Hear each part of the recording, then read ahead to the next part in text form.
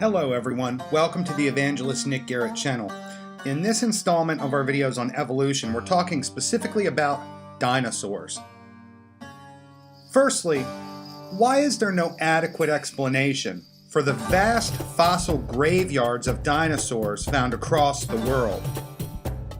It appears as if they were forced onto smaller and smaller areas of land quickly and died suddenly. Archaeologists often find hundreds in the same place. Some science says a comet killing them millions of years ago with no evidence is absolutely reasonable. However, a flood killing them thousands of years ago with evidence is absurd. Again, remember, it's because they're trying to explain the world in naturalistic terms, and regardless of how much evidence is there, the Bible is the primary source for the flood of Noah, therefore supernatural. How do some animals today remain absolutely unchanged from their prehistoric ancestors, such as alligators? Why has man always known what dinosaurs looked like and left drawings and stories if their bones have been underground for millions of years, up to the last several hundred years? The word Dinosaura was used for the first time in 1841 by the famed paleontologist Richard Owen. At a presentation to the British Association for the Advancement of Science, he used the word and it stuck. Prior to that, they were just called dragons by most cultures worldwide. Every language has the word for dragon.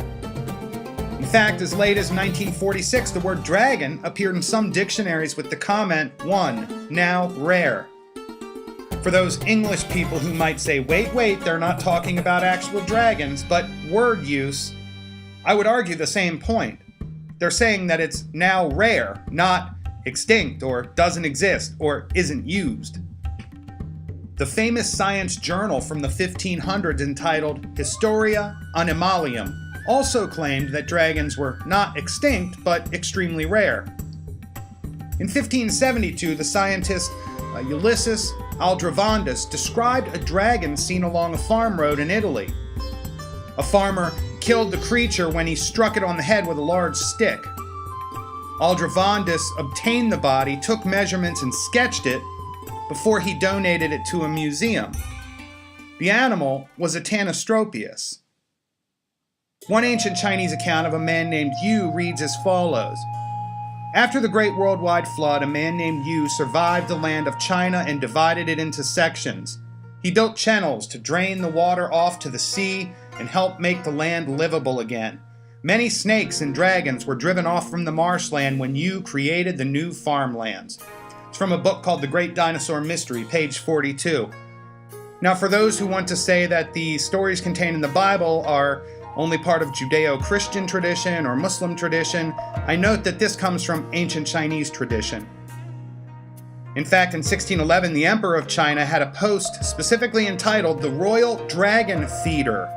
Descriptions of the animal's features in the records of a caregiver match that of a Stegosaurus. Herodotus himself wrote descriptions of a small flying reptile in ancient Egypt. The Rhamphorhynchus matches his description.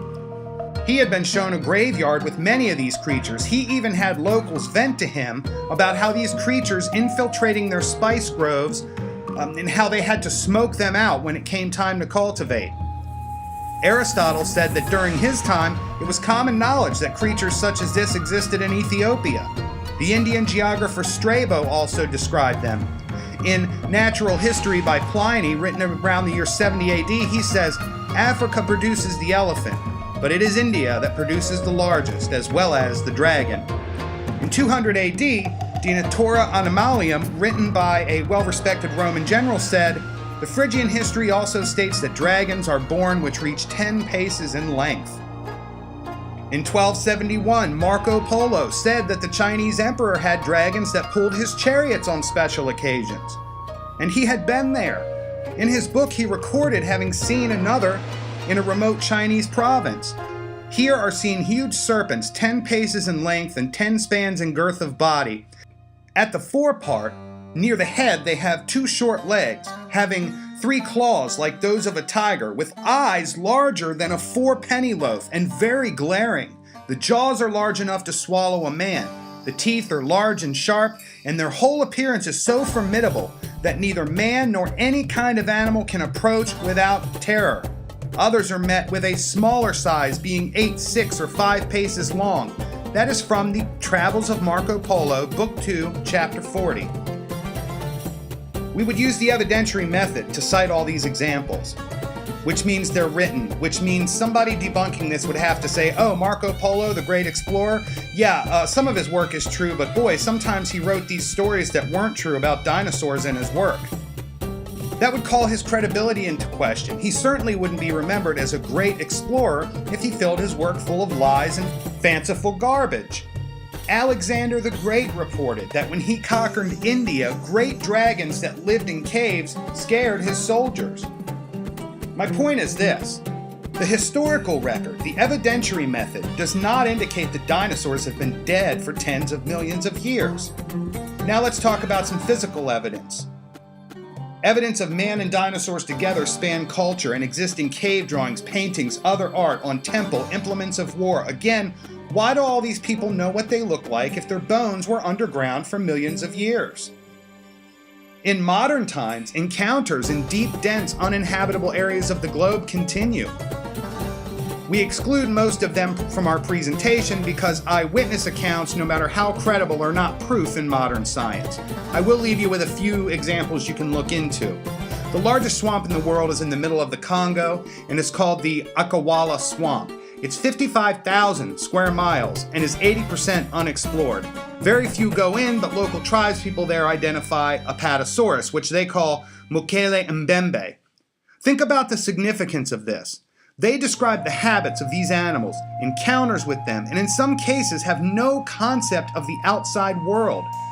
Researchers show them pictures and they don't hesitate in identifying the animal. In fact, American explorers and African biologists have also seen these animals.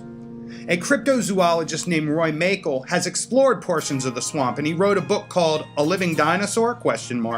He documents the encounter with dinosaurs in the swamp. Around the same region of the world, native tribes have an animal they call the ngubu. When people from advanced cultures show them pictures of dinosaurs, they identify the Triceratops as ngubu and tell stories about having seen it kill elephants. In 1904, a great explorer, Colonel Percy Fawcett, he was colonel of the British Royal Engineers. He reported seeing a diplodocus in the Madre Swamp of South America. Locals confirmed his find. He was there to document facts, resources, surroundings for Great Britain. Finally, in Papua New Guinea, scientists today encounter and study 3 types of pterodactyls called Ropin, Indava, Sekibali. Is your mind blown? How can what I'm saying be true? It doesn't jive with what we're taught in school. Yeah, that's precisely my point. They have recently found soft tissue, marrow, and blood inside the leg of a recently excavated T-Rex.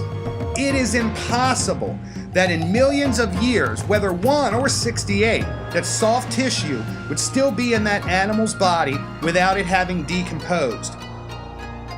I also posit the idea that dinosaurs are mentioned all throughout the Bible. Remember, you won't find the word dinosaur, but dragon, behemoth, beast, leviathan.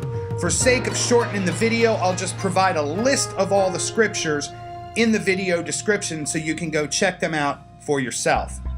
Thank you for listening, and I look forward to talking to you on the next installment of our little series here on evolution. Thank you, and have a great day.